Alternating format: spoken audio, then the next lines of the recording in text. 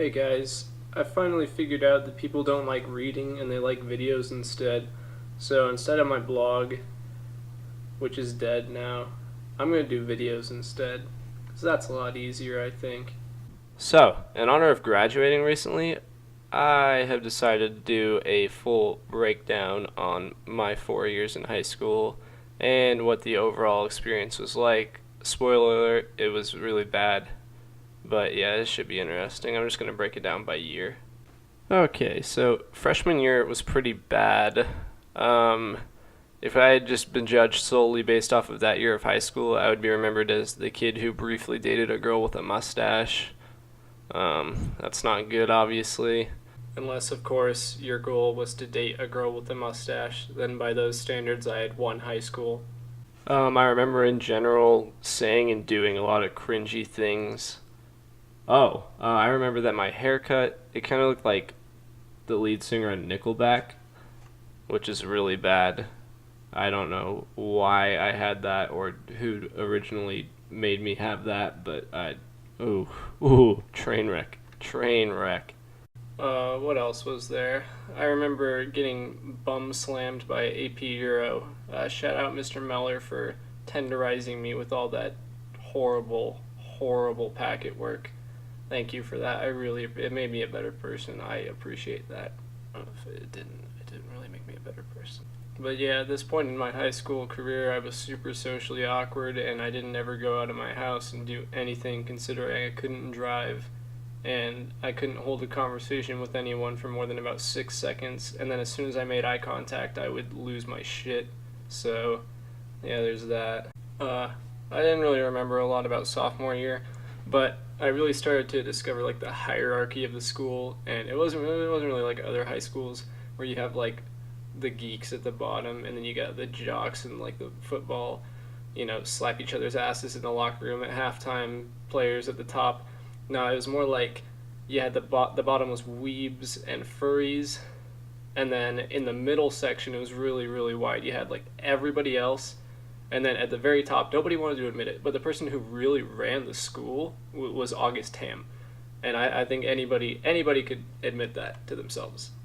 I think overall in sophomore year, everybody, including myself, started to realize that because nobody talked about August being the overlord, that just really showed how powerful he was, and he was intimidating enough to keep everybody silent about him. He was like Voldemort. If you spoke his name, you were dead. You were on his shit list.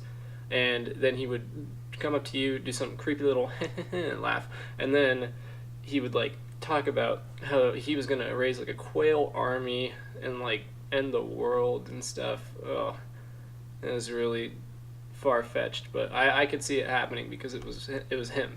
He would be the one to do that.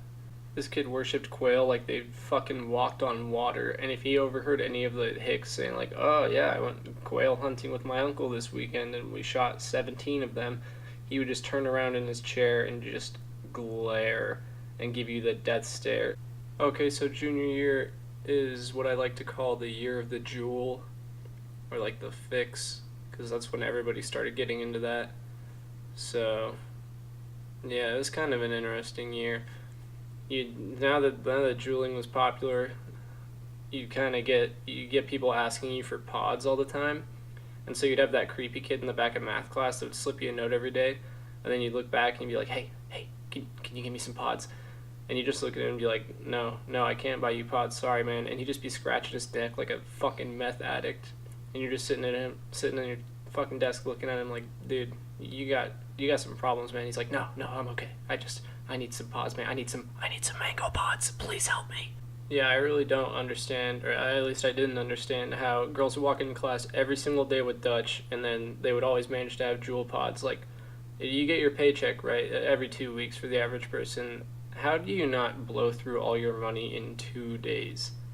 I mean, I get my paycheck and I spend it on food, and it's gone in 3 minutes. But somehow these people have enough for jewel pods and Dutch every day. And Dutch isn't cheap, and neither are jewel pods. So I'm wondering what if they do a little under the table work, a little under the table work for some jewel pods. Apart from the jeweling epidemic, the other thing that I figured out in junior year was I got really close in touch with some of the hicks because that's when I first started driving. Yeah, I got my license late. I know. Shut the fuck up. And so I started having to park by the tennis courts, which, as we all know, is right adjacent to the hick parking lot. And so I witnessed some of the dumb shit that they do and say. And amongst that, probably the dumbest thing I ever heard one of them say, it was a conversation between two of them. I was in history class with my friends, and we were just listening in, and they were like talking about college. And one of them goes, "Hey, what are your college plans, man?" And he's like, "Man, I'm not going to college. You know how many trucks you could buy with tuition money?" And at that point, I just knew I was not in an AP class or an advanced level class, but actually below standard level class. This was seventh grade algebra. Apart from their normal everyday stupidity, it was funny because the Hicks always they were super ironic too. You know, of course, they have the Confederate flag flying from the back of their trucks. Pretty funny considering they wanted to secede from the Union. It doesn't seem very American to me.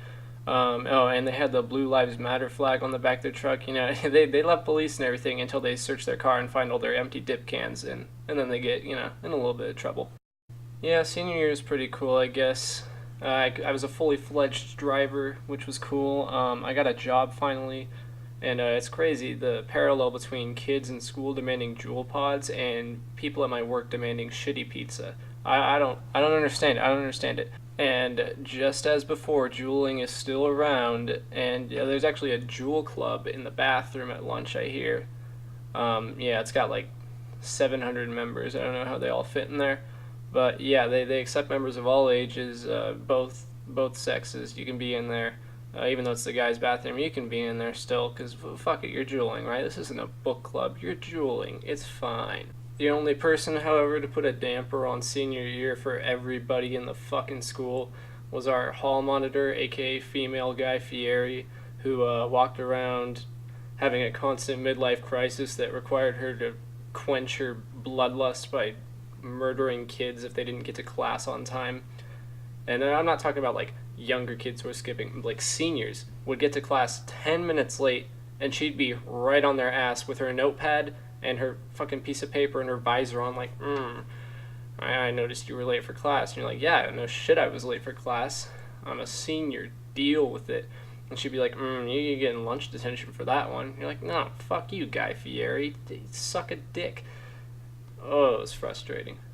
Yeah, all you really had to do, that was Guy Fieri's kryptonite, was look him in the eyes, tell him, look, buddy, I live by the senior motto, skip class, smoke grass, and eat ass.